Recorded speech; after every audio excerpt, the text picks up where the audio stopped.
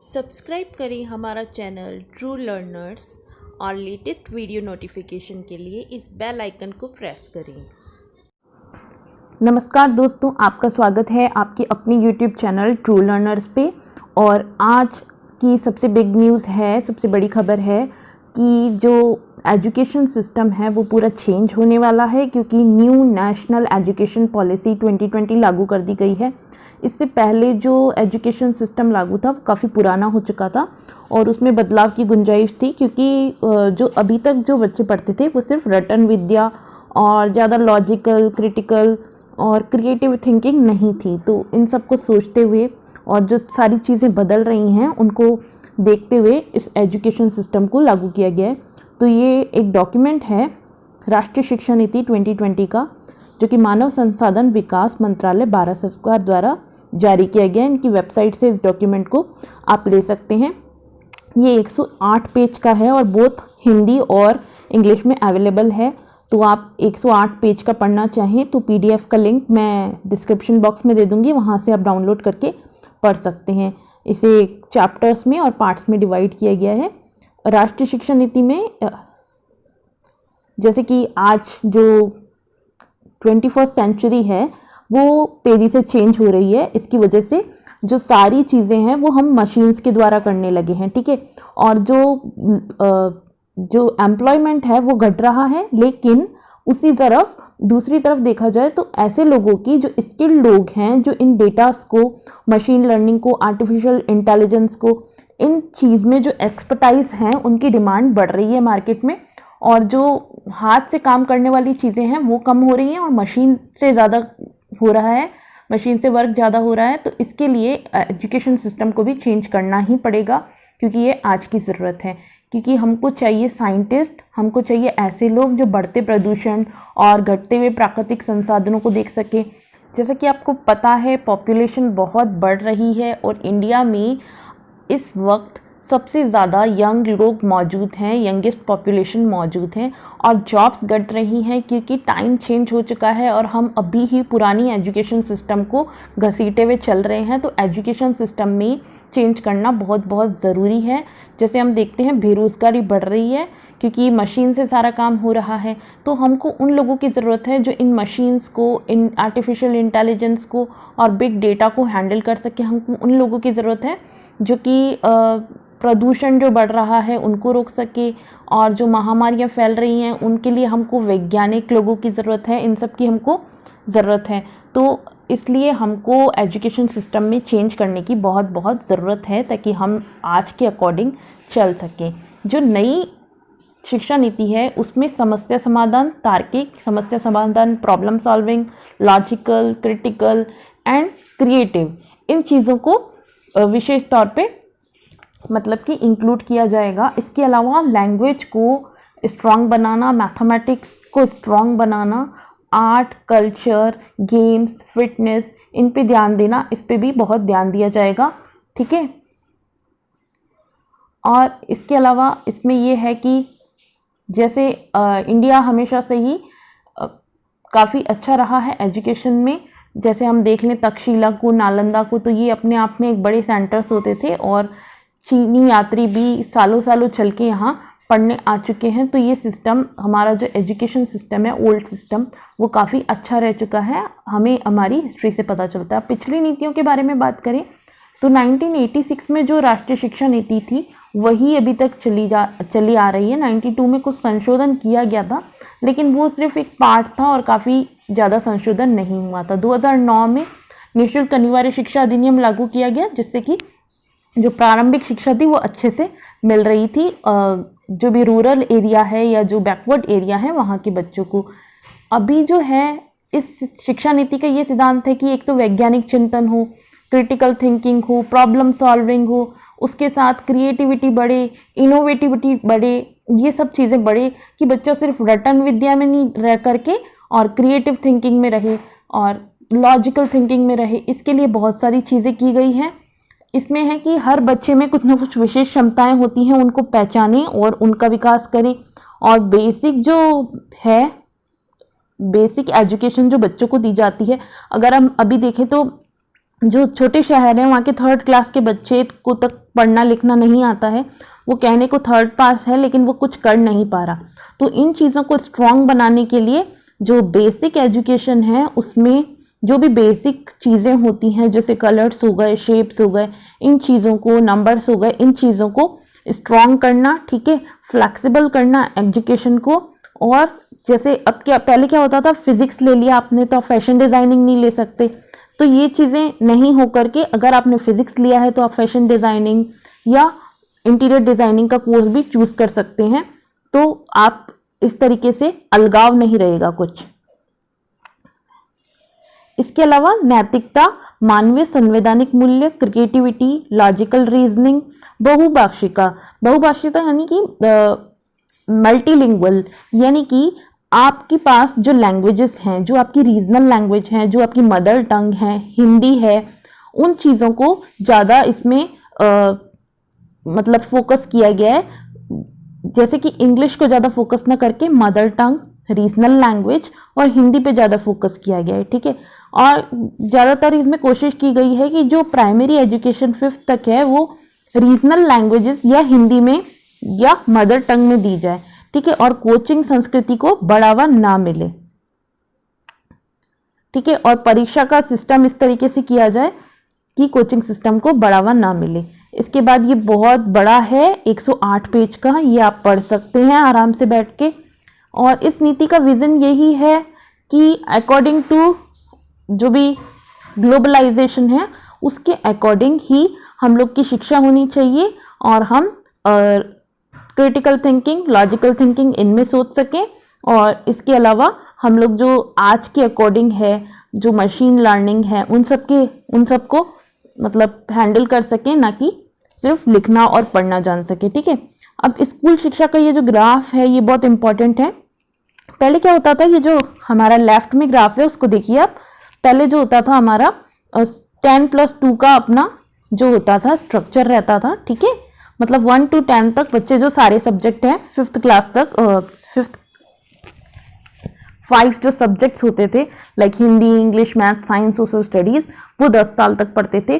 फिर 11th में उनको एक चीज़ चुननी होती थी, आर्ट्स, कॉमर्स, साइंस, ये चुननी होती थी। और ये हमारा 10+2 का सिस्टम था, ठीक है। और +2 में हमारे को स्पेशलाइजेशन हो जाता था कि हम क्या करने वाले हैं, ठीक है। अब जो नया शैक्षणिक है उसका ग्राफ देख लीजिए आप। फर्स्ट 3 इयर्स बालवाड़ी, और वो होता है जो 0 से 3 साल का जब बच्चा होता है उसका, और उसके बाद 1st और 2nd क्लास, ठीक है, 6th से 8th तक, ये आपका हो गया फाउंडेशनल, यानी कि जो ये ईयर्स हैं आपके फाउंडेशनल ईयर्स हैं। इसके बाद 3rd to 5th जो कि एज ग्रुप होता है 8 to 11 ईयर्स, ये 3 इयर्स का हो गया। 6 to 8 को 3 इयर्स में बांट दिया, 11 to 14 इयर्स के बच्चे इसमें पढ़ते हैं, और 9 to 12th को 4 इयर्स में बांट दिया। तो यानी कि पहले जो 10+2 था वो अब हो गया 3+3+3+4, ठीक है, foundational, preparatory, middle and secondary, ठीक है। और उसमें भी ये किया गया है कि जो 0 से 3 इयर्स के बच्चे हैं उनके पेरेंट्स को बताया जाए कि वो घर में 0 से 3 इयर्स के बच्चे को कैसे बुनियादी शिक्षा दे सकते हैं, कैसे बेसिक एजुकेशन दे सकते हैं। जैसे काफ़ी एजुकेटेड पेरेंट्स अभी भी घर में करते हैं कि बच्चों को खेल खेल में सब्जियों के नाम सिखा देना, शेप सिखा देना, कलर सिखा देना, बॉडी पार्ट सिखा देना, ये चीज़ें करते हैं। तो ये चीज़ें जो है हर एरिया के, हर जो रीजन के लोगों को ये शिक्षा देना, ठीक है। वर्तमान में 3 से 6 वर्ष की उम्र के बच्चे 10+2 वाले ढांचे में शामिल नहीं होते, क्योंकि 6 वर्ष के बच्चों को कक्षा 1 में प्रवेश दिया जाता था, क्योंकि गवर्नमेंट स्कूल में 1 से ही पढ़ाई स्टार्ट होती थी, उससे पहले आंगनवाड़ी होती थी, ठीक है। और इसमें जो छोटे बच्चे हैं उन पर ज़्यादा फोकस किया गया है, क्योंकि 85% ब्रेन का विकास 6 वर्ष की साल से पहले हो जाता है। तो हमने देखा कि काफ़ी सारे बच्चे अभी लिख नहीं सकते, मैथमेटिक्स का ज्ञान नहीं है। कहने को शिक्षित लोग बहुत हैं, शिक्षित बच्चे वो बहुत हैं, लेकिन वो अपना नाम भी नहीं लिख सकते, या किसी भी भाषा की पुस्तक को नहीं पढ़ सकते, बुक को नहीं पढ़ सकते, एक सिंपल मैथमेटिकल सम नहीं कर सकते। तो इस चीज़ पे बहुत फोकस किया गया कि बच्चों का बेसिक कैसे क्लियर किया जाए, और बच्चों का बेसिक क्लियर किया जाए, बच्चों को जो बेसिक नॉलेज है लैंग्वेज की, मैथमेटिक्स की और थिंकिंग की, वो उनकी बहुत ही स्ट्रांग की जाए, ठीक है। इसमें फ्लेक्सिबल एजुकेशन है, अक्षर ज्ञान, भाषा, संख्या, गिनती, रंग, आकार, इंडोर और outdoor games, riddles, logical thinking, critical thinking, problem solving, फिर आपकी ड्राइंग, पेंटिंग, ये सब चीज़ों को छोटे बच्चों के लिए इंक्लूड किया गया है ताकि उनके ब्रेन का विकास बहुत अच्छे से हो। इसके बाद इन्होंने क्या किया है, इससे बड़े बच्चों के लिए थोड़े शोध से रिलेटेड कार्यक्रम रखे हैं, ठीक है, जिसमें कला हो, कहानी हो, खेल हो, गीत हो, ठीक है, और काफी बड़ा है ये। बुनियादी साक्षरता और संख्या ज्ञान पे ये जो पैराग्राफ लिखा हुआ है, इसमें लिखा है 5 करोड़ से अधिक हैं ऐसे लोग जिनको कि पढ़ने, समझने और अंकों के जोड़ घटाव की क्षमता भी नहीं है, जो कि एजुकेटेड होते हुए भी एजुकेटेड नहीं है। तो इसी चीज को चेंज करने के लिए नई शिक्षा नीति जो है वो लागू की गई है, ठीक है, ताकि सब जो पढ़े लिखे बच्चे हैं वो एटलीस्ट नॉर्मल जोड़ घटाव कर सकें या किसी एक लैंग्वेज में अच्छे से पढ़ और लिख सकें, ठीक है। इसके अलावा ड्रॉप आउट बच्चों की संख्या को कम करना, जैसे हम रूरल एरिया में देखते हैं कि छोटे बच्चे जो होते हैं वो 6th के क्लास या 5th के बाद अपनी एजुकेशन को बीच में छोड़ देते हैं। तो एजुकेशन को इंटरेस्टेड बनाना, ठीक है, और मिड डे मील को इंटरेस्टेड बनाना ताकि जो बच्चों का नामांकन है वो 100% हो और ड्रॉप आउट ना हो, ठीक है। सरकारी और प्राइवेट दोनों स्कूलों को एक ही लेवल पे लाने के लिए भी है।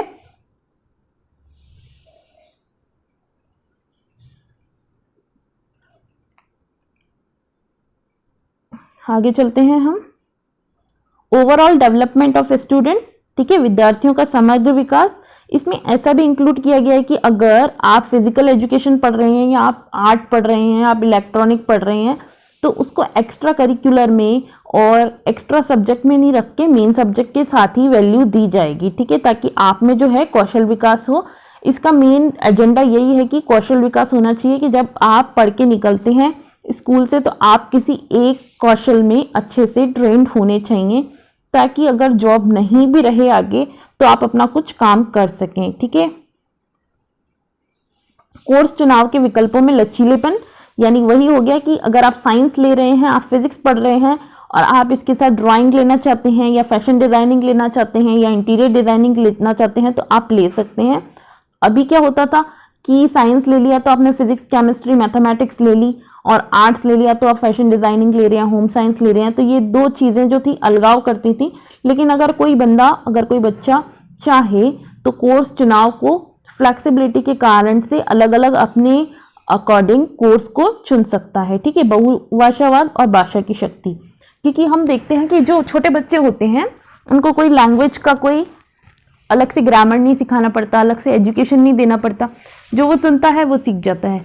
तो इसके पीछे आइडिया ये है कि जो मदर टंग है या जो घर में बोलने वाली भाषा है उसी में बच्चे को एजुकेशन दी जाए, ना कि इंग्लिश और हिंदी के पीछे भागा जाए।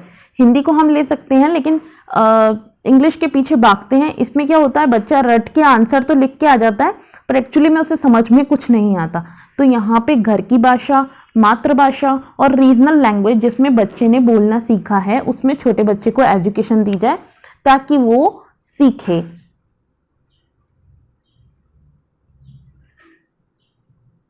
अभी 22 पेज ही हुए हैं, ये काफी लंबा चौड़ा है। अनिवार्य विषयों और कौशल क्षमता का शिक्षा क्रमीय एकीकरण, अनिवार्य विषय, और इसमें यह है कि अगर आप पहले क्या साइंस, मैथ्स पढ़ लिया, इंग्लिश पढ़ लिया, ये सब है, इसके अलावा अगर आपने ड्राइंग लिया, कंप्यूटर लिया, तो उसको एक्स्ट्रा करिकुलर में, एक्स्ट्रा सब्जेक्ट में रखा जाता था, जो साइड में रिजल्ट में लिख दिया जाता था। अभी ऐसा नहीं है, अभी आप जितने भी सब्जेक्ट पढ़ेंगे उसको इक्वली ही रखा जाएगा, ठीक है।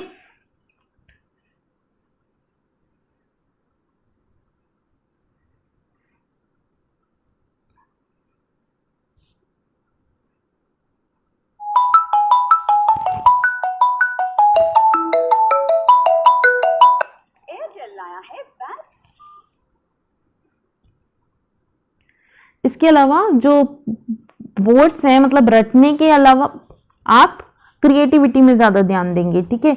तो यही है कि आपका जो पुस्तकों का है वो बोझ बढ़ाया जाएगा और थिंकिंग को ज़्यादा बढ़ाया जाएगा कि आप प्रॉब्लम को सॉल्व कर सकें, जो कि आजकल नहीं कर पा रही है जनरेशन, उसको ठीक करने के लिए नई शिक्षा नीति को लागू किया गया है।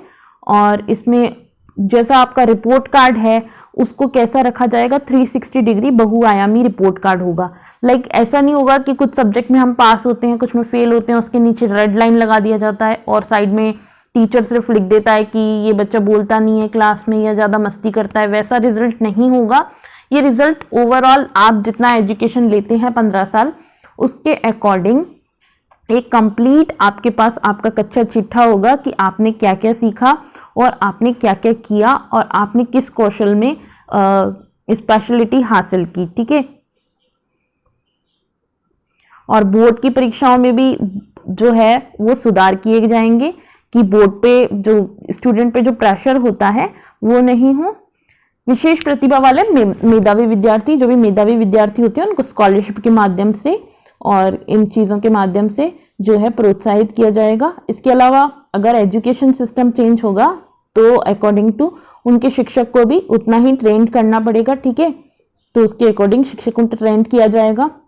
ठीक है, ताकि वो भविष्य के शिक्षा नीति के अकॉर्डिंग पढ़ाई करा सकें। इसलिए 4 ईयर का एकीकृत बीएड कार्यक्रम लागू किया जाएगा। ठीक है।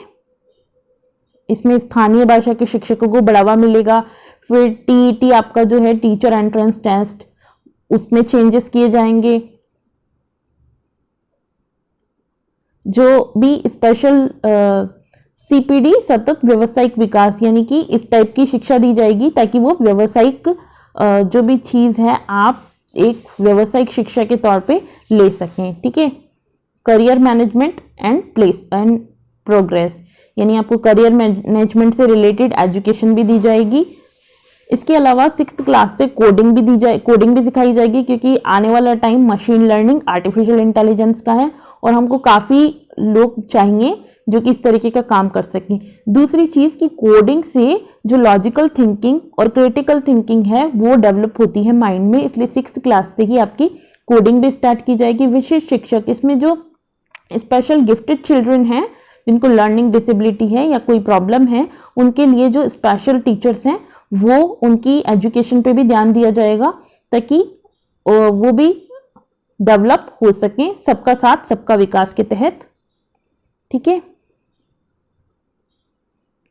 तो इस तरीके से हमने देखा कि इस शिक्षा नीति में क्या क्या चीजें देखी गई।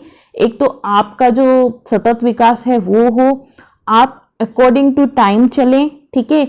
मतलब जो आज के अकॉर्डिंग जो बेरोजगारी फैल रही है उसके अकॉर्डिंग हमको शिक्षा में क्या क्या परिवर्तन करने चाहिए, वो रीजनल लैंग्वेज को, मदर टंग को और हिंदी को इसमें दिया गया है और इंग्लिश को इतना वो नहीं दिया गया है, इम्पोर्टेंस नहीं दिया गया है। इसके अलावा स्कॉलरशिप्स हैं।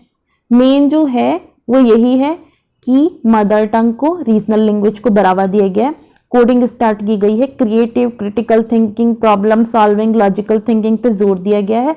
रटन विद्या को पीछे फेंका गया है और इन सब चीज़ों को आगे लाया गया है। तो इस तरीके से अकॉर्डिंग टू मी ये काफ़ी अच्छी है। अब देखिए ग्राउंड लेवल पे कितना इम्प्लीमेंट होता है। आपके क्या विचार हैं इस बारे में, आप कमेंट बॉक्स में बताइए। और ये जो डॉक्यूमेंट है वो 108 पेज का है, तो मैं इसको हिंदी और इंग्लिश में नीचे लिंक दे दूंगी, वहाँ से आप डाउनलोड करके अच्छे से पढ़ सकते हैं।